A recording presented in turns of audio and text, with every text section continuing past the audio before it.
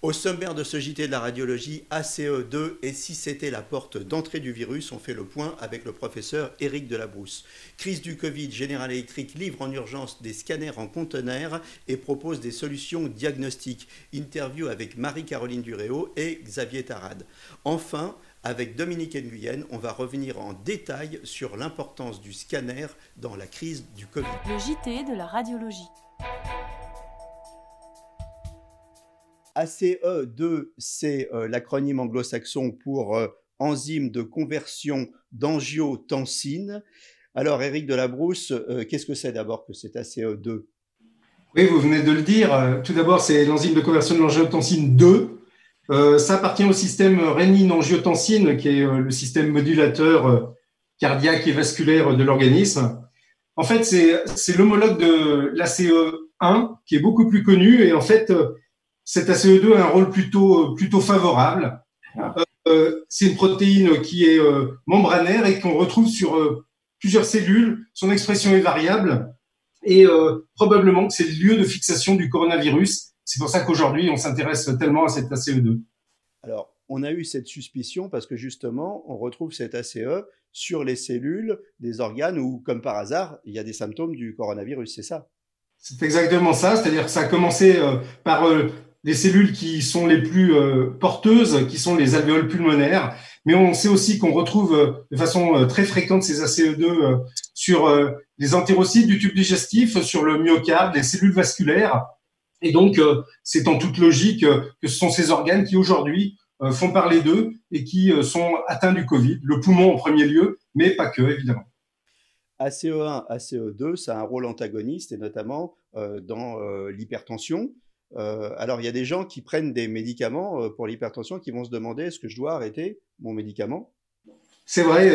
En fait, ces inhibiteurs de l'enzyme de conversion, c'est pas mal de molécules qui sont prescrites dans le cadre de l'hypertension artérielle. Il y a eu des papiers, notamment un Lancet Respi, qui était assez inquiétant sur le sujet. Et aujourd'hui, on se rend compte qu'en fait, ces inhibiteurs de l'enzyme de conversion n'agissent pas sur les ACE2, tout simplement parce que ces ACE2 ont des sites d'interaction plus petits que l'ACE1, qui est la protéine sur laquelle agissent ces molécules. Donc aujourd'hui, je pense qu'il y a des pistes pour dire qu'il faut être plutôt rassuré. En tout cas, les cardiologues aujourd'hui, c'est ce qui se dit et c'est ce qui se fait, disent de ne pas arrêter ces IEC.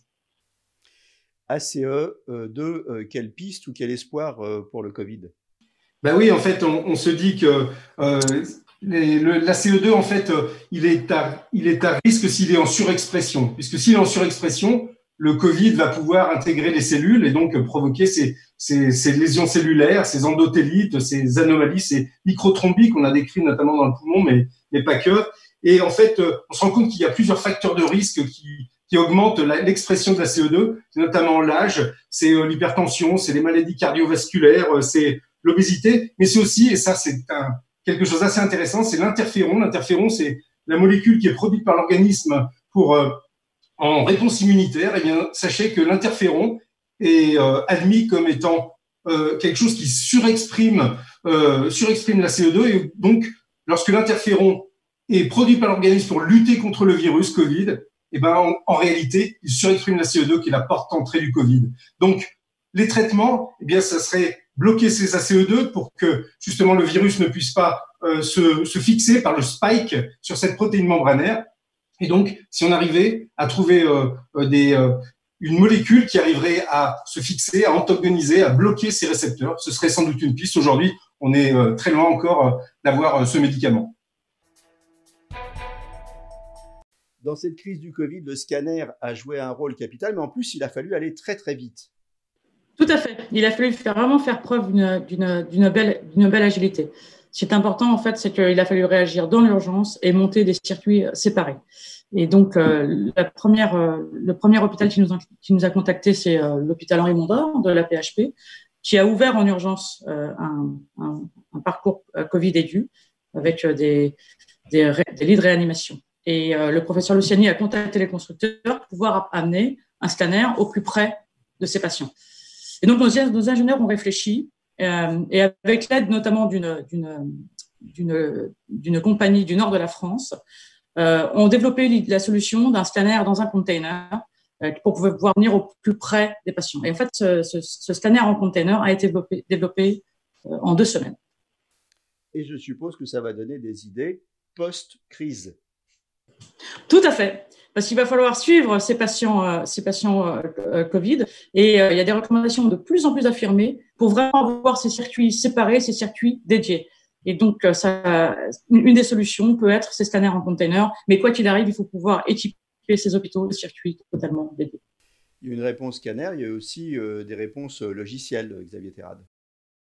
Oui, tout à fait. Et en fait, aujourd'hui, General Electric a su mettre tout en œuvre avec son équipe logicielle et informatique basée à Buc, à côté de Paris, pour justement essayer de regarder un petit peu les solutions. Donc, la première partie était, est-ce qu'on est capable de fournir les protocoles et bien de valider que les protocoles sont compatibles avec de l'imagerie. Donc, on a récupéré toutes les informations où la pandémie, l'épidémie était premièrement installée, c'est-à-dire sur la Chine, où nous sommes aussi...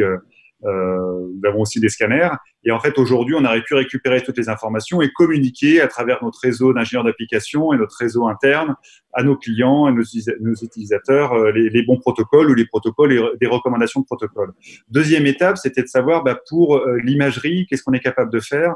Et donc, avec l'équipe d'ingénieurs de Buc, nous avons développé des solutions, on a travaillé des solutions pour pouvoir justement faciliter ce diagnostic potentiel. Donc tout ça, c'est un travail en développement. Et enfin, la dernière, c'était finalement comment on arrive à regrouper toute cette imagerie, parce qu'il n'y a pas que le scanner, il y a aussi l'IRM.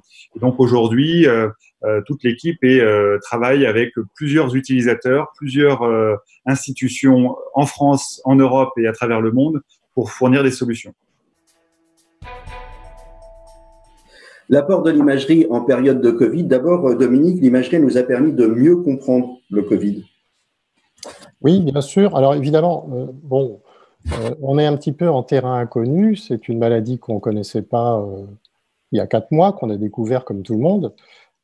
Et très vite, on s'est rendu compte de l'apport fondamental du scanner, pas de la radiographie pulmonaire, mais du scanner thoracique, puisque c'est une maladie qui s'adresse essentiellement au système respiratoire. Alors, quel a été l'intérêt du scanner thoracique ? Plusieurs choses. Premièrement, le diagnostic. On s'est aperçu que c'est un examen extrêmement fiable, peut-être plus performant que le PCR. Ensuite, ça nous a permis de voir l'importance des lésions et, dans un troisième temps, on s'est aperçu aussi qu'on pouvait avoir une donnée pronostique importante grâce à ce scanner. Donc le scanner, c'est à la fois devenu un outil de triage, un outil prédictif des complications, c'est ce que vous nous dites. Oui, parce qu'on s'est très vite rendu compte que parmi les complications les plus angoissantes qu'on pouvait découvrir, on avait affaire à l'embolie pulmonaire. Et cette embolie pulmonaire, elle est due probablement à une inflammation très importante provoquée par l'agression virale, et le scanner est un outil parfaitement adapté pour pouvoir détecter ces embolies. Grâce à l'imagerie et au travail en réseau, on a pu aussi comprendre plus vite. Alors, effectivement, comme je le disais tout à l'heure, c'était une maladie que l'on ne connaissait absolument pas.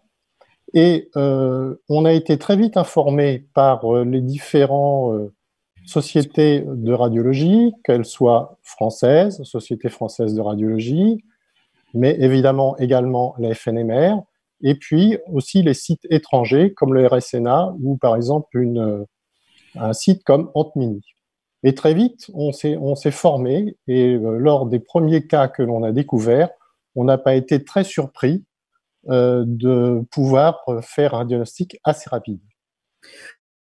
Le travail en réseau, c'est aussi les sociétés de téléradiologie qui, elles, avaient une vision nationale de tous les cas et qui ont pu faire remonter, grâce à des comptes rendus standardisés, remonter très très vite les informations.